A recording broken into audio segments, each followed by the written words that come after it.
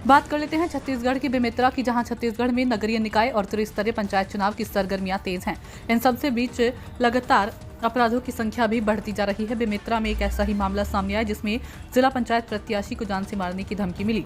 वहीं उनके समर्थकों पर डंडावार रॉड से हमला करने का मामला भी सामने आया।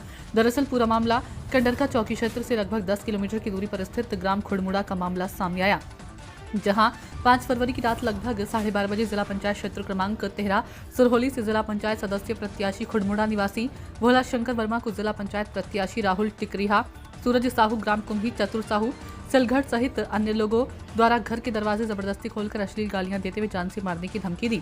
इस दौरान भोला शंकर के समर्थक मनीष देवांगन और तेजेश्वर पाल बीच बचाव करने लगे तो भोला शंकर वर्मा को निर्दलीय चुनाव लड़ा रहे हो, सहयोग कर रहे हो, नामांकन वापस कराओ कहते हुए उन्हें भी अश्लील गाली गलौज करते हुए जान से मारने की धमकी देते हुए डंडा एवं रॉड से जानलेवा हमला किया।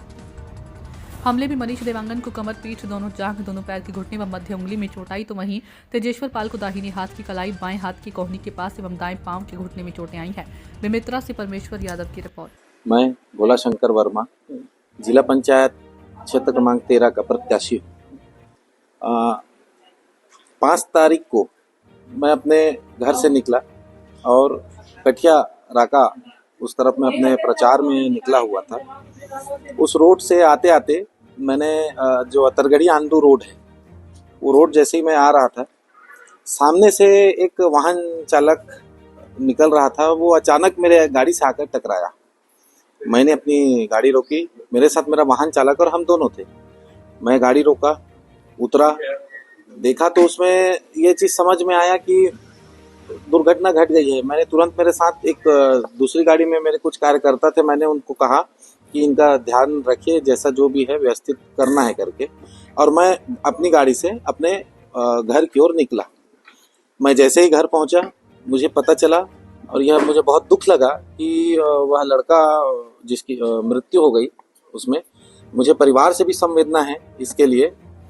परंतु इसमें कुछ लोग अपनी राजनीति रोटी सेकने के लिए, राहुल टिकरिहा अपने कुछ गुंडों के साथ, 50-60 गुंडे थे, उन्हें लेकर खुड़मुड़ा पहुंच गया 12:30 बजे और इतनी मारपीट की उसने, इतनी मारपीट की और मुझे जान से मारने की धमकी दी। और साथ ही साथ यह भी कहने लगा कि यदि तू नामांकन वापस नहीं लेगा तो मैं तेरे जीवन बर्बाद कर दूंगा। मैं आम जनता से और मीडिया के माध्यम से पूछना चाहता हूं, क्या मैं चुनाव नहीं लड़ सकता? इस शासन में अगर इस तरह के आपराधिक गतिविधि वाले लोगों को यदि संरक्षण मिलता है तो यह दुख की बात है। और मैं चाहता हूं कि ऐसे गुंडों से हमारी रक्षा करे सरकार। FIR हो चुका है आज, और मैं यही चाहता हूं कि ये जो आपराधिक गतिविधि जो कर रहा है मेरे साथ, कि मेरा लाइफ खराब कर दूंगा, जान से मार दूंगा, ये एक प्रत्याशी का दूसरे प्रत्याशी से ऐसा व्यवहार अच्छा नहीं है।